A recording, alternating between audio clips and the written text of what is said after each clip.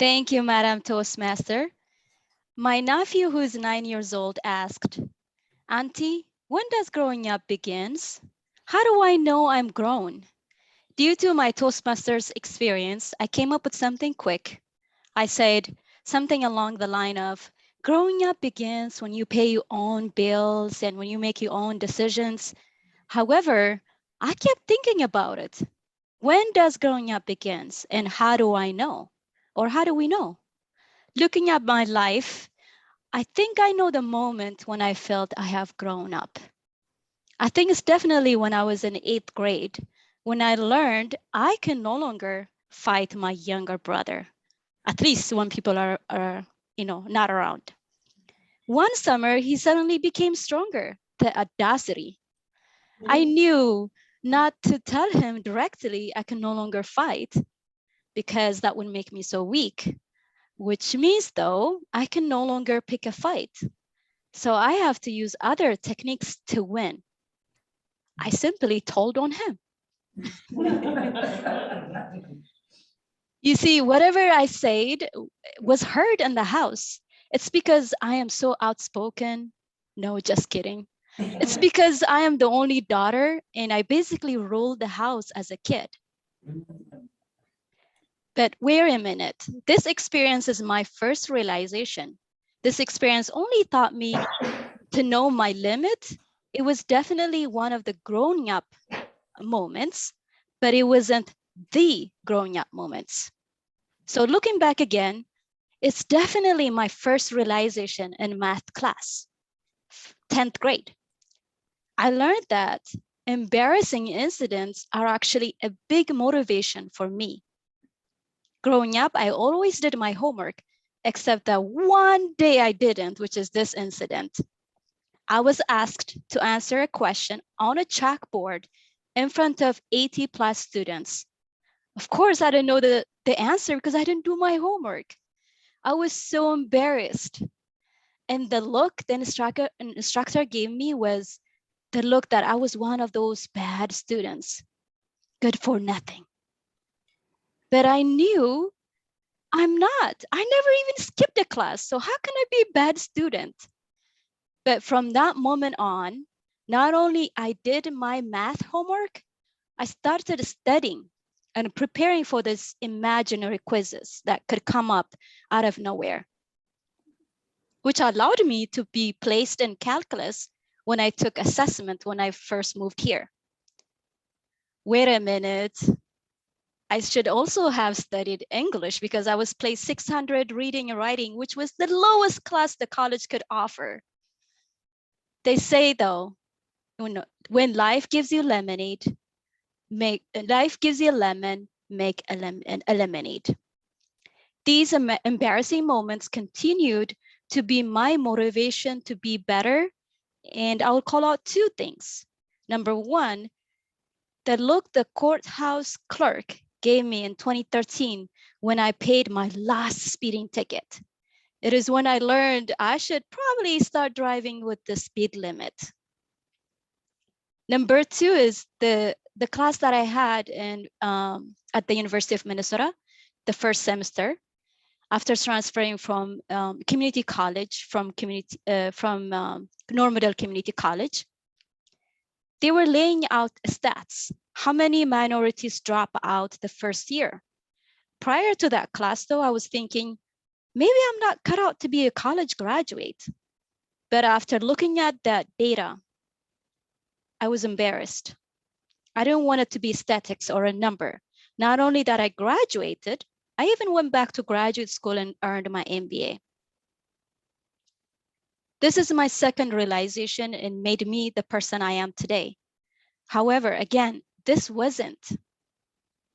I know for sure the next one is the moment. It is when I realized I shouldn't compare my life to others. Downfalls are also a good thing, a new beginning. No matter how hard you work, society has a way to let you know you're not good enough.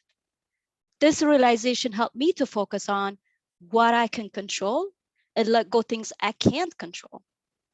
For example, I hated how I couldn't communicate effectively.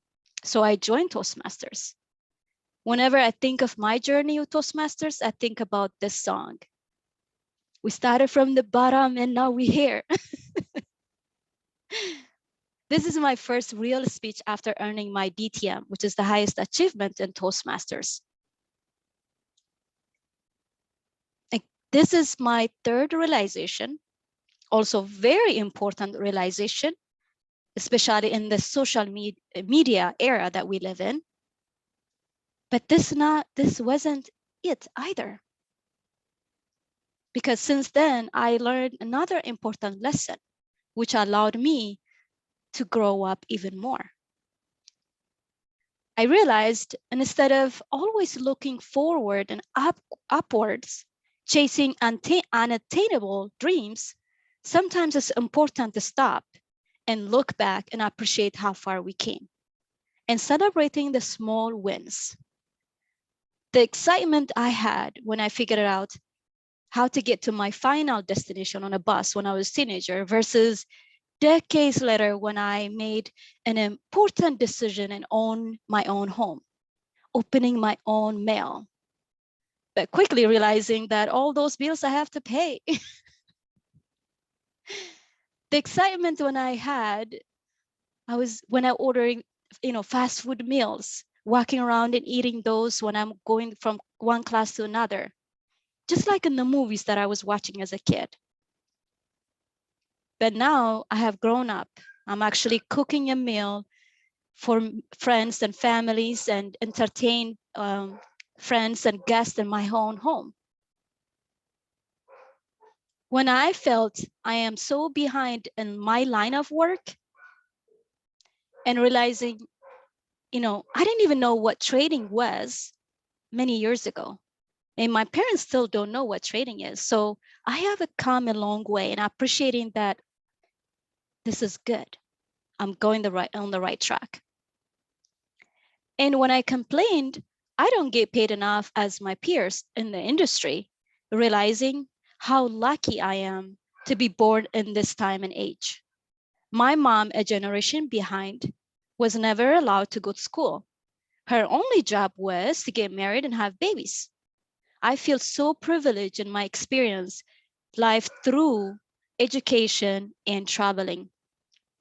Realizing the sacrifice that others had made before me.